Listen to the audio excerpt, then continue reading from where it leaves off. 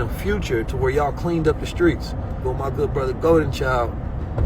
And I'm telling him, this is going to happen. It has happened. The people will go get behind it. I want you to be thinking about what you gonna be doing next now that it's successful. If you woke up every single day and you seen a picture of what Chicago should be like, that's all you have in your mind. But if you wake up every single day and you reminded of the trauma of Chicago, that's all we gonna see. Biz Tech, we long overdue. So I know that a lot of time when I talk about solutions, I'm speaking of them from $1 billion place, because you can't put limits on your solutions. So I be thinking, man, if I was to have unlimited resources, how would I go about this? And you got to get scientific with it, because the problem is scientific. The problem is mathematical. The problem is complex. The problem is heavily funded. Heavily funded. Every time I watch a movie, every time I listen to music, every time I watch the news, it reminds me of what the reality is, but not what it could be. So I get us, we get money, and it's not that we just forget the hood, but we stop learning how to save the hood because we not focused on that. Me, I'm hyper focused on it. I just haven't met anybody in our culture who cares enough, that also have the resources, and that believe in what we doing. So it takes us a lot of time to get things done, because if you want to do it with massive resources, you gotta learn some kind of skill set, some investment, become a capitalist in some kind of capacity, or social capitalism, meaning you gotta literally build a product or a business to a point of 7 to 8 figures, and then try to use a percentage of that profits to architect systems that create solutions. Now, building a 7 to 8 figure business within itself is already a 1% skill set. Then taking those profits into social entrepreneurship, right, and social development is an even smaller, because what happens is by the time you get to that point, you got so much responsibility on your plate that you don't even have time to think about anything else. So we get so busy, we can't create impact because we so busy creating profit. So I don't want to be a person who all my time is taken up trying to figure out how to make more money so I can help more people, because I realize when you get caught up in a rat race, you never get out of it. And that's why some of our people start off so meaningful. They mean well. But I get it.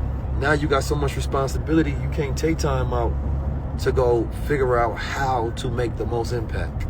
And that's why it's important for us to have, you understand me, consolidated efforts and moving with each other and building with each other, because what I do, you don't do. What you do, I don't do. What I think of, you don't think of. What I study, you don't study. So I could give you a breakdown of the problem in a way where you don't even have time to understand. So if I give you my solution, you won't understand why this is the way that creates the maximum impact, because I understand it in a capacity that you don't have time to get. So what ended up happening is, and this is a solution, our brothers that have 8 figures, they all have tax responsibilities. So that means they give a certain amount of money to charities. They set up foundations. Once you set up those foundations, you go to thought leaders, you go to the philosophers, you go to those people creating real impact. You don't just watch somebody on social media. You don't watch what they do. You sit down with them and you figure out a way to give your foundation dollars to them so you can maximize impact. Therefore, you get your tax write-off and you are funding the Renaissance at the same time. You're funding the revolution at the same time. And so what I'm proposing is not making any more money. What I'm proposing is just shifting where you're putting your money, because you already put it into charities. You already put it into foundations. It's just where you put it in that is not making the impact, because the people that you put it into do not know how to make an impact beyond what they're already doing. So we have to shift our dollars into things that create better impact. So this is a win-win for everybody. You understand me? And I was thinking about that, and I couldn't have figured out this solution until I got around the right people. And I got access to understanding how wealth works. So Understand that anytime you see a football player, basketball player, entertainer that got tens of millions of dollars, hundreds of millions of dollars, they are giving money to charity yearly. They have to. The problem is not enough of us are set up and structured. I see the Anthony Browder conversation. I would love to have the brother on the show. The problem is not enough of us are set up in a capacity to take in those dollars so that we can execute and create maximum impact. It's not paying us, it's funding. It's a difference. It's not paying them, it's funding. And then there's 2 points to that. First, you got to fund the research to make sure it's done correctly. So the research is to say, before we go 100% in, we want to fund the research, the thought leaders, the scientists, the analysts and the culture, and don't fund the same ones you already been doing so they can do the studies to think about how the impact is going to occur. Then after they got the study consolidated, once they do that, then they can execute on the study and the data because they've done the work. And this is not what we're doing. Now, other communities are doing it, but we haven't learned how to do that yet. Having high-level conversations take a lot of time, and it is actually very expensive. We haven't started our Patreon, or we haven't started our private media company yet that allows us to be able to have all this content funded. We have so many things that's on the back burner right now that we're going to open up to allow the people to invest in us directly, because this media that we keep giving our people is dangerous, man. And it seems like nobody wants to use that money to fund anything properly, so we just go straight to the people. You feel me? And so there are some people that's finally starting to get back to us, but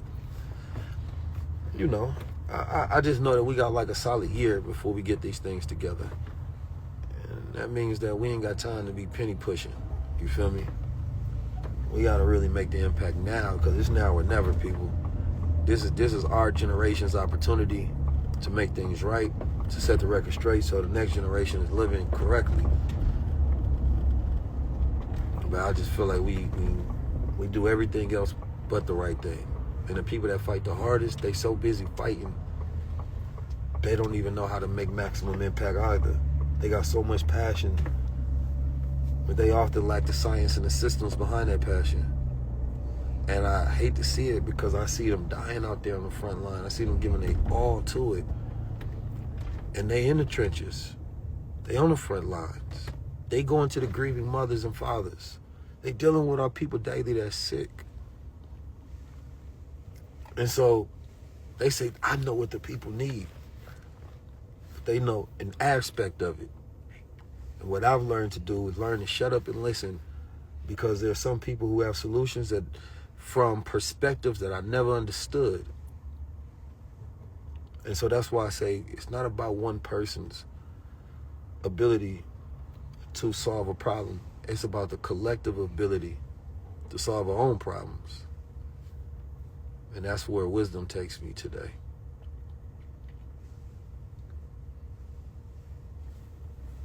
So anyway, I'm going to see y'all at Sip and Savor tomorrow.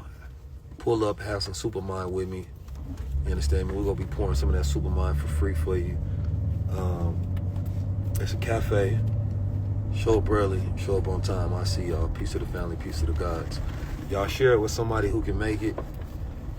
Share it with somebody that's in Chicago.